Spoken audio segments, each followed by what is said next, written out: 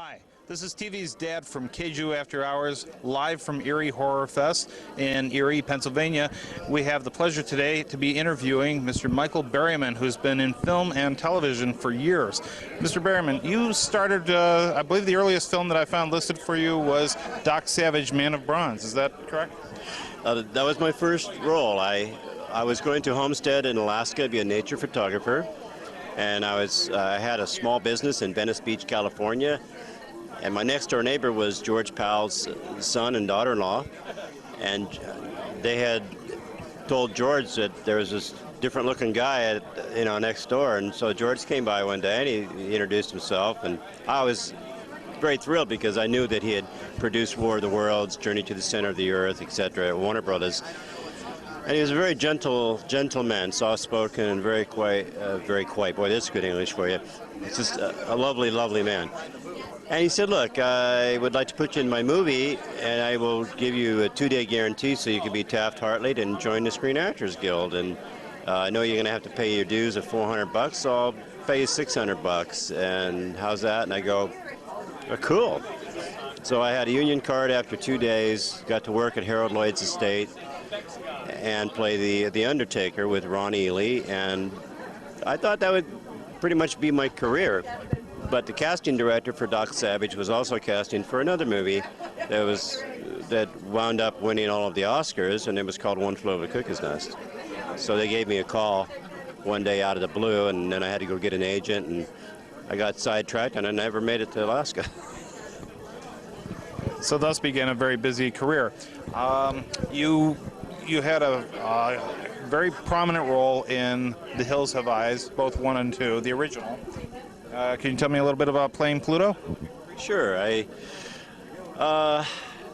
found it to be a very, very challenging film for a few different reasons. One is that at night it was very cold. In the daytime we were in the desert, of course, and it was very hot. And I was born with a couple of disabilities in the sense that I do not perspire and had a couple other health issues. So it was a very challenging role for me. And I'll just give you a little clue here. In this picture you can see I'm wearing on the shoulders some hides, and they are actually to cover underneath my armpits. I had some very major surgery, and I had open wounds at the time. I actually had to go to the doctor and have them worked on during the filming, and we were, running, jumping, leaping, fighting, playing in the dirt, and all of that action stuff. And it was a very physically demanding role. But Wes Craven and Peter Locke are very creative people, a lot of fun to work with. And it was guerrilla filmmaking in the sense that they didn't have much of a budget. We only had one mini Winnebago for all the departments, makeup, hair, wardrobe, you name it, production office. And so we kind of just went out, set up our shots, and continued filming. And the film was so raw, it hit a nerve, and it became highly, highly successful. But the reason that I am on the cover of The Hills Have Eyes is because Peter and Wes really appreciated the fact that I was not a wah-wah, meaning I was not demanding. Like, for instance, my union might not be too happy about it, but it's been over 30 years ago. If we were 10 minutes late getting back to the hotel, we cut them a break. Big deal. We didn't say, oh, I demand that you have to pay overtime, stuff like that. Well, there was another actor that was kind of doing that, and what are you going to do? So, long story short, Wes and Peter said they appreciated my being a game player, team player, so much that they said, I want to put your face on the cover and put your face all over the world. Well, being that my third film and my first really big role, it created more interest, and I started to get calls. So thank you, Wes. Thank you, Peter. And that led into the 80s and films like, you worked on Star Trek 4. You got you were in the control center in Starfleet, if I remember correctly. That is correct. I had the cool headset with 2 blue lights and really, really nice makeup. I've always been a big fan of science fiction, starting with Twilight Zone, things of that nature, Outer Limits, and Star Trek was tremendous influence because the stories were so wonderful. When I knew that I was going to be directed by Leonard, I was so tickled. I couldn't tell you how much fun it was. Leonard's a very